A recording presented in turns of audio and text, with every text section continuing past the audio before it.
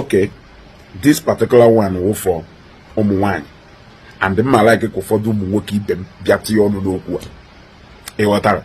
Then the relationship therapist, somebody like this empire and those, you know, for do wine those or because you're going to do mania, actual mema, or the right number one, one you then with celebrity crush, especially wine on a deep or wine, you know, na serious relationship.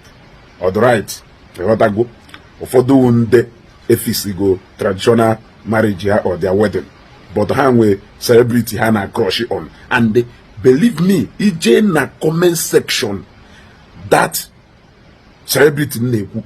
If we boom one in a lot of things, and they got through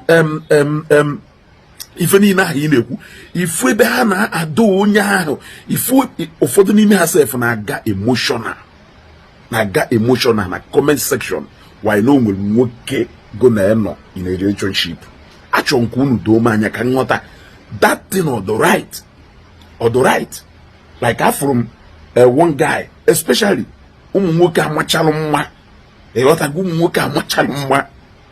People like let me use this guy Chidi Dike, somebody na adema, what for her? You know them, even white money nando to ilu na comment section on that ibanya mmiri if we boom one in a lot of things. I say I hope I wish you are mine. Ngamepe profile onya or one on di. He have more things than nka. Or the right. Is that no cheating? I want to know. Is that no cheating? Ofodu ni me hana got to the extent of a Ghana comment section.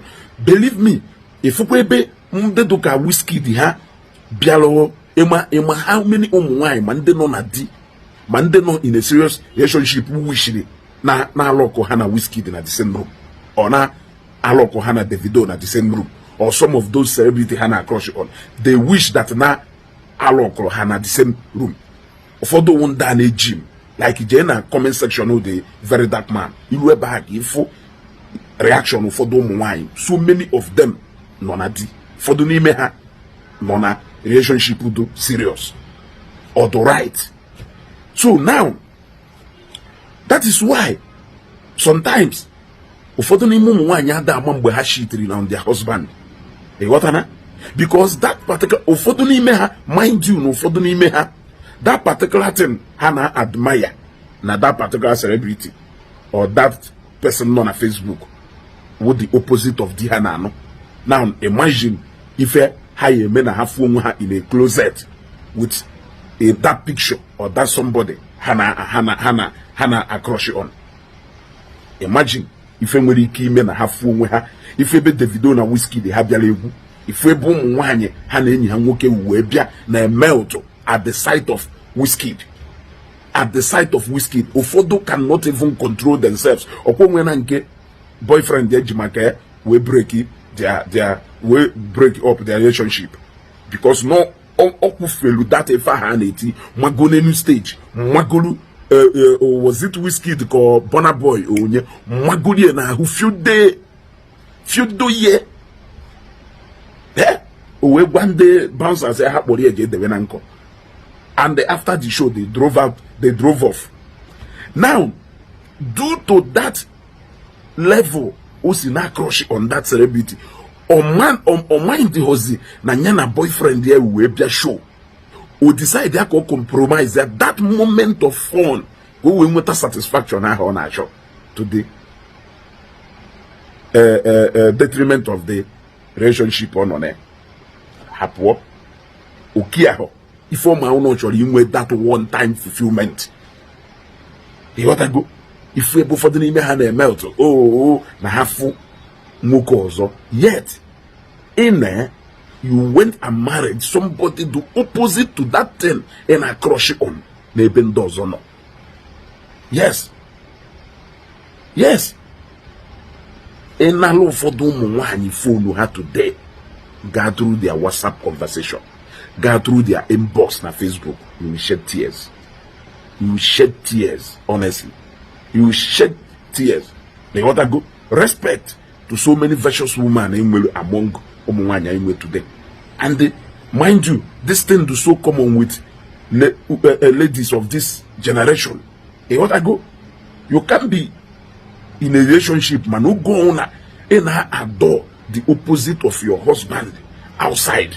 Or if in our crush, I wish it's me. I wish I'm the one in this position. It's in a comment section. If we been the cannot wait to pounce on a young boy. 24 years.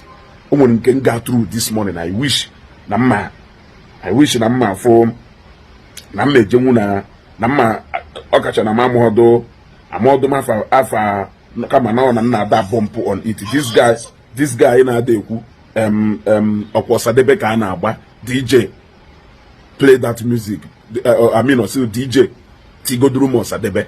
That guy in Cape State. He's in a comment section, yeah.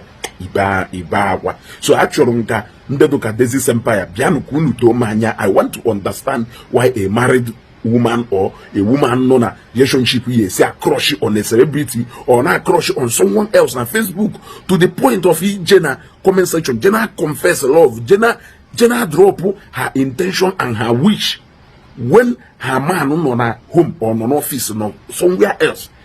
Why? Something do opposite from the characters and the physical look your husband will. How will it look like no one hanokata will behold that particular thing Hannah admire na Facebook? What is going to happen?